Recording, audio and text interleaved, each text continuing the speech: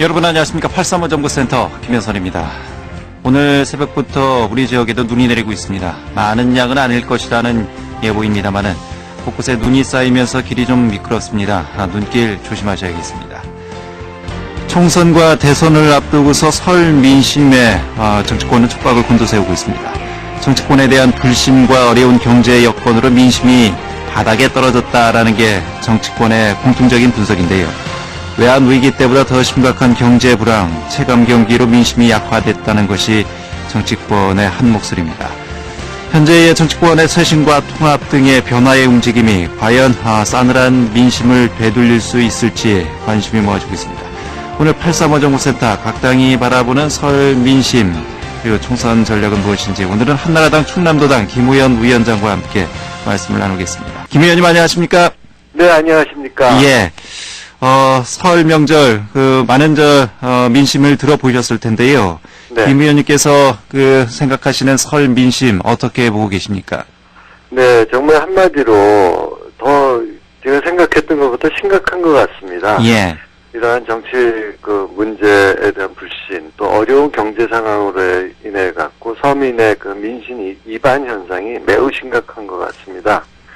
특히 우리 시민들이 피부로 체감하는 실무 경기가 너무 어려운 것이 사실입니다. 예.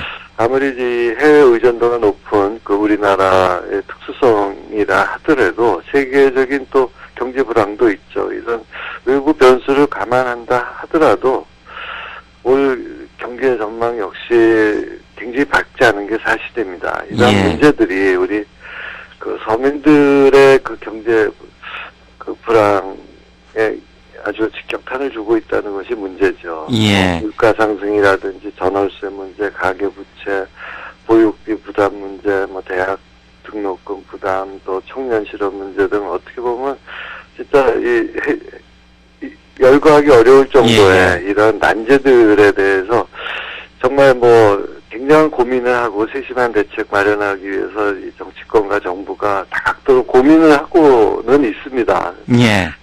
네, 얼만큼 효과 볼지 모르겠지만 하여튼 고민은 많이 하고 있습니다. 예. 어쨌든 현장에서 목소리를 직접 들어보시니까 생각했던 것보다 더 심각하다 이런 말씀이시고요. 네, 그렇습니다. 네. 아무래도 여당 의원이시기 때문에 글쎄요, 설에 나타난 정부, 여당에 대한 여러 가지 또 실망 이런 부분에 대한 목소리도 좀 있었을 것 같은데요.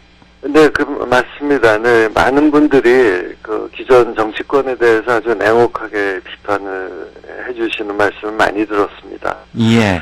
더 심각한 것은 이제 국민들의 정치에 대한 불신이 사실은 최근에 발생한 어떤 불미스러운 일이나 또 이런 걸로 해서 갑작스럽게 만들어진 것은 아니라고 생각합니다. 예.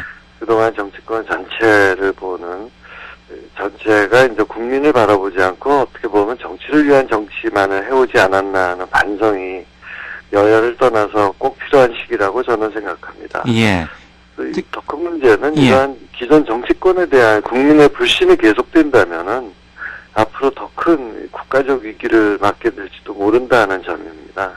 그래서 이것이야말로 정말 우리 대한민국의 명운이 걸린 문제라는 아주 위기의식을 여야가 공히 갖고 우리 눈높이, 국민의 눈높이에 맞게 정치권이 근본적인 쇄신을 해야만 한다고 저는 생각합니다. 예. 특히 여당의 디도스 사건 또 돈봉투 사건 이런 부분들이 이 정치권의 불신을 더 가속화시키는 하나의 기름을 붓는 그런 사건들이었다. 이런 분석들도 네. 많이 있었는데요. 네, 그렇습니다. 예. 어쨌든 이런 불신과 외면을 좀 되돌리기 위해서 정치권에서 여러 가지 쇄신 작업이 지금 진행되고 있습니다. 한나라당도 역시 여러 쇄신 작업이 지금 진행되고 있고요. 당명을 변경하자 이런 얘기까지 지금 나오고 있는 것 같습니다. 네. 현재 비상대책위원회 중심으로 펼쳐지고 있는 이 한나라당 여당 내의 쇄신 움직임, 김 의원님께서는 어떻게 보고 계십니까? 네, 다음 주 초에 당명 바꾼다 하는 거는 결정이 될 텐데. 예. 네, 국민의 신뢰가 당명이나 바꿨다고 해서 쉽게 회복되지는 않을 것입니다.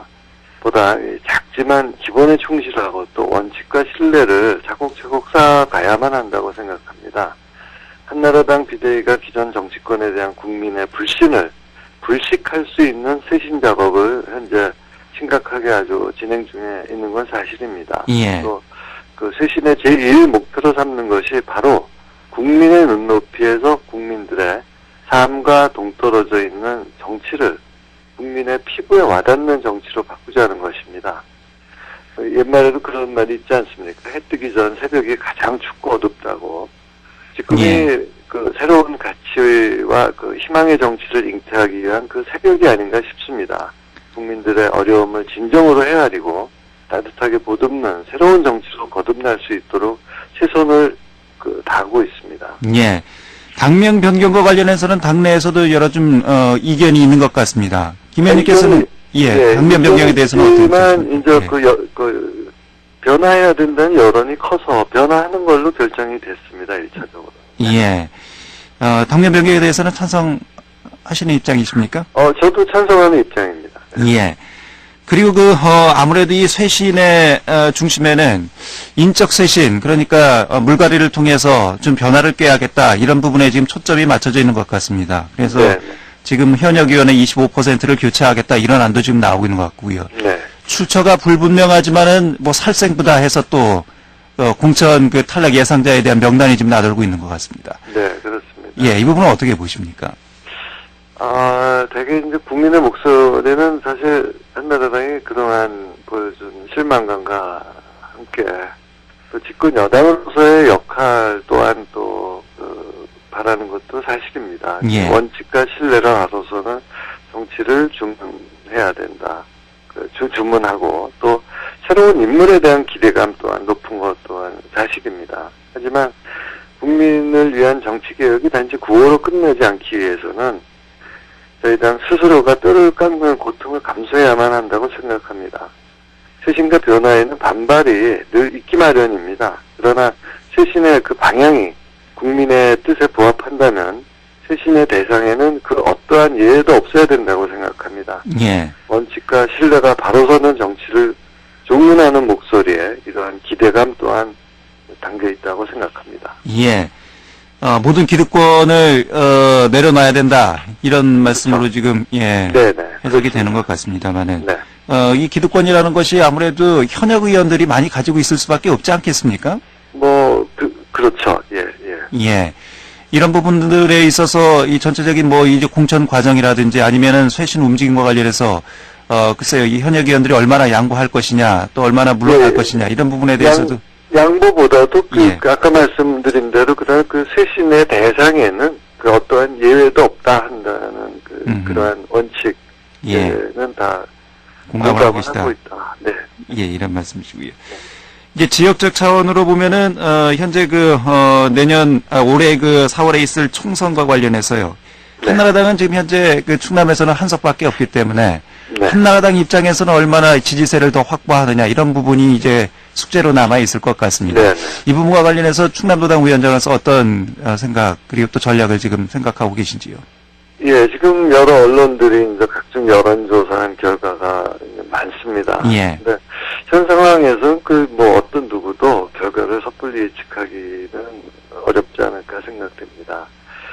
저희 당 비대위의 쇄신안이 국민의 뜻과 부합하여서 신뢰를 회복하고 또한 충청도에 대한 약속을 항상 저버리지 않았던 우리 박근혜 비대위원장에 대한 믿음과 신뢰가 결합해서 시너지 효과를 낸다면은 저는 최소한 과반석 이상 확보는 확신하고 있습니다.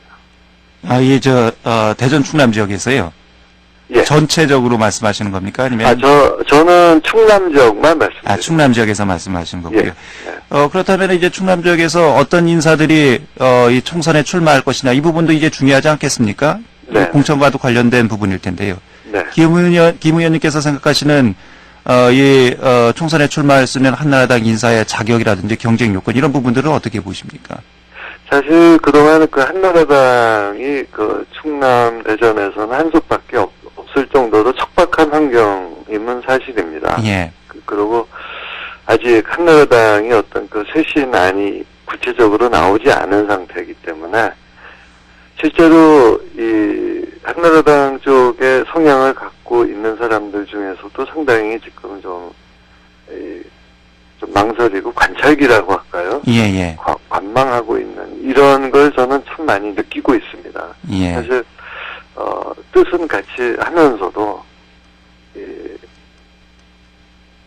조금 기다려보자. 예. 일주일이면 방향이 나온다니까 음흠. 기다려보자 하는 이런 이야기를 실제로 많이 듣고 있습니다. 예.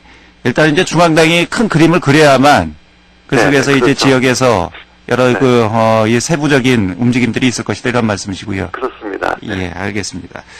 지역적인 그 이슈들 중에서는 아무래도 이제 세종시 선거구 신설 문제 또 역시 이제 천안의 선거구 증설 문제 이 부분이 아직도 해결이 되지 않고 있고요. 네. 예, 여러 가지 총선에서도 분명히 이슈가 될 만한 사안들이 있는 것 같습니다. 이 부분은 어떻게 보십니까? 지금 정개특위에서 한참 논의 중에 있죠. 예. 대전 충남 경우 사실 폐 등가성을 높이는 점을 감안한다면은 천안을 지역과 세종시 동시에 선거구 두석이 더 늘어난다고 해도 그래도 전라남북도나 경상북도보다는 그 평균 인구수가 훨씬 더 많은 상황입니다. 천안 서북구만 보더라도 가한선이 31만 181명인데 그보다 예. 무려 15,000명이 더 많고요. 전체 증설 지역을 봐도 상위 한 세 번째 해당됩니다. 그래서 천안 의뢰 선거구는 반드시 이루어져야 되고요.